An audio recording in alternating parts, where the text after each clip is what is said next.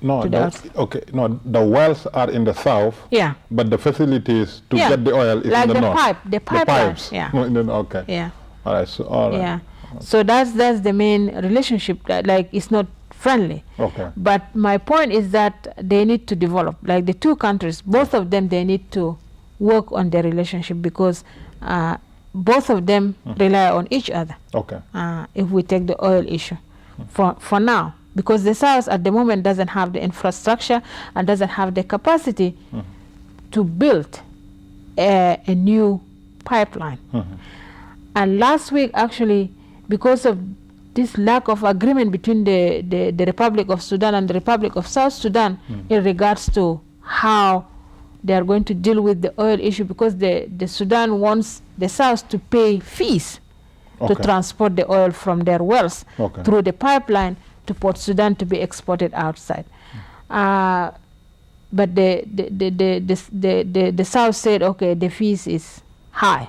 Okay. They can't do that. So last week, the government decided to shut down the oil wells. The government of South Sudan. Okay. Shut down the oil wells. Okay. Now they don't produce. As of now? Yeah. Wow.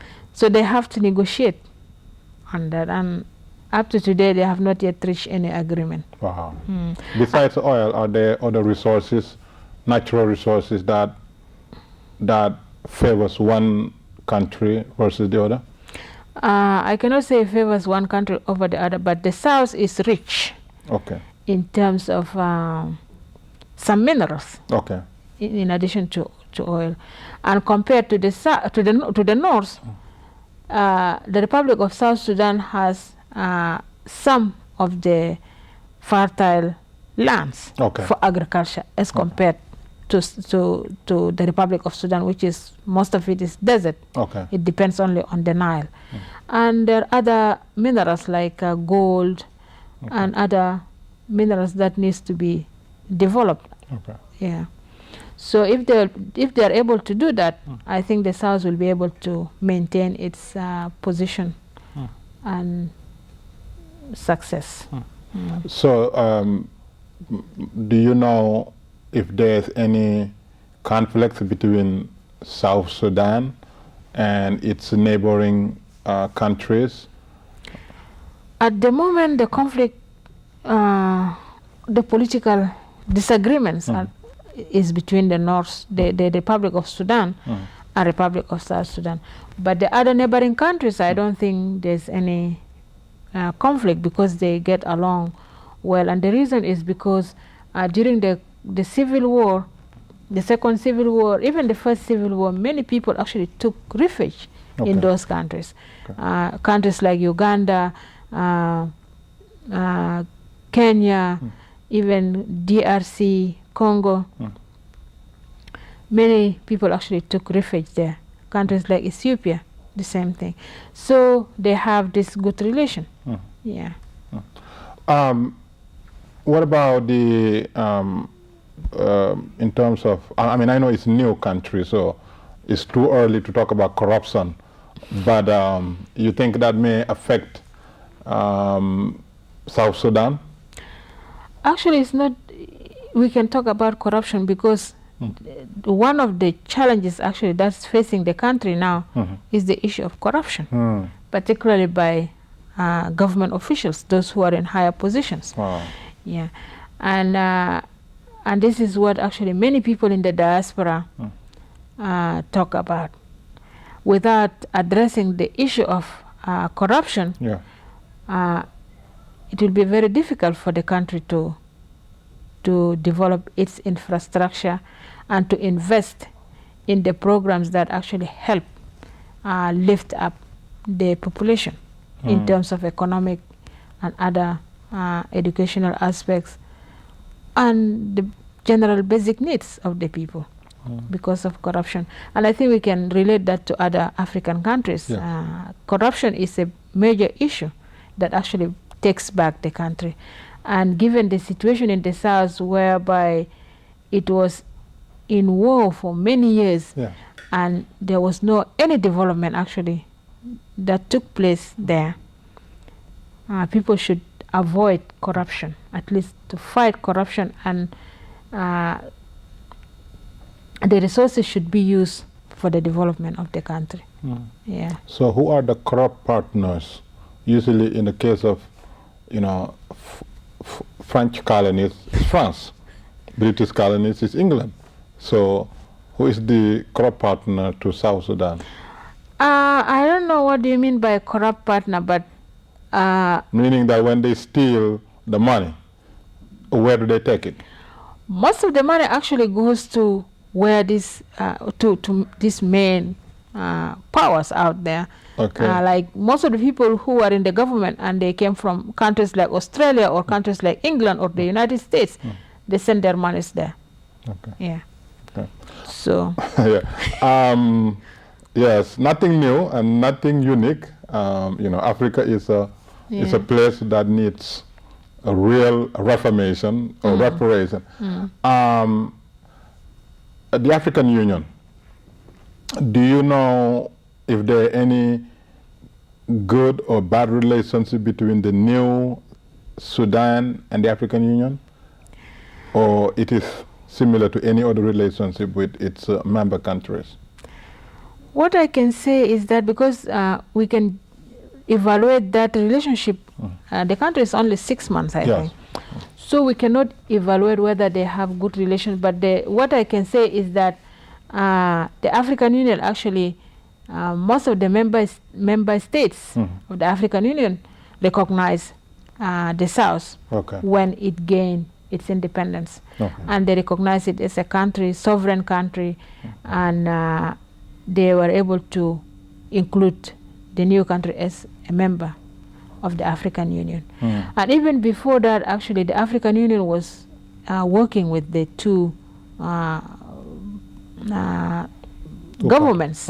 Like when the South was only had an autonomous government, the African Union was trying to help in resolving some of the issues that were outstanding between the two bodies, like the North and the South. And after independence, because these outstanding issues, particularly in the area of oil and the area of border demarcation between the North and the South, were not yet resolved. So the African Union, under the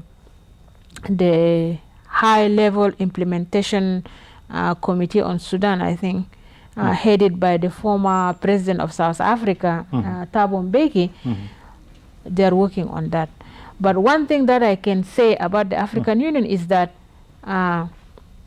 they tend to pressure the South to make concessions, particularly in the area of oil, rather than pressurizing both parties, like the government of Sudan and the government of South Sudan, because all of them, they are part of it.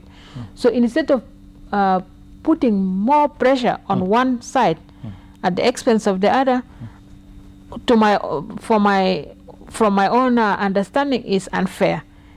Because if we take the oil infrastructure that was developed, actually most of the money that was used to develop that pipeline came from the South, because the South has the most oil. So during that time, people were fighting, and no development was taking place in the South. So my concern is that African Union should at least treat the two partners equally. They have to put more pressure on both, so that they will be able to reach an agreement to resolve the outstanding issues related to oil, related to the border demarcation, and other issues that are taking place in that region. Because without any peaceful coexistence between the Republic of Sudan and the Republic of South Sudan, people are not going to see any development there. So since we're here in the West, and a lot of people are very, very interested in helping least developed nations in different areas, are there anything that you want people to know in terms of helping? What are the most pressing needs right now in South Sudan? that people need to know? I think there are so many needs that the South needs to address to at least reach a level of some of the African countries that existed long time ago. And I think the most important aspect is the infrastructure need, because it's very difficult to go from one place to another. And the infrastructure will help a lot of problems in the South. Like it will make it easier for somebody who is living in a village and want to access a hospital or a clinic to come easily and access that facility. It will also make it easier for people to travel from one location to another and also to export their trade items. If they want to sell their products in a specific market, they can go there easily. At the moment, they don't have that. The other aspect, in addition to infrastructure, is the educational sector. So infrastructure and education. Yeah, educational infrastructure. Like at the moment, the universities even are not functioning. Because of the split of the country, most of the students who are Southerners, who were in the north before, they came back to the south. So the facilities cannot accommodate everybody. Yeah.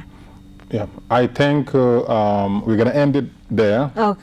I believe that we had one of the most productive hour-long discussion about African nation, any African nation, but we're very excited to have you here. And we pray for you, and we'll work with you so that South Sudan becomes a sovereign, independent, and prosperous and peaceful nation where its resources benefits its citizens, unlike many other nations where resources becomes a curse. So I think individuals such as yourself need to continue to participate in the development of South Sudan. It may take a while, but at least, it's an independent nation. So with that, I would like to take this opportunity to once again thank our viewing audience and to remind you of the need to help South Sudan. And Dr. Jen actually is a professor at Fordham University.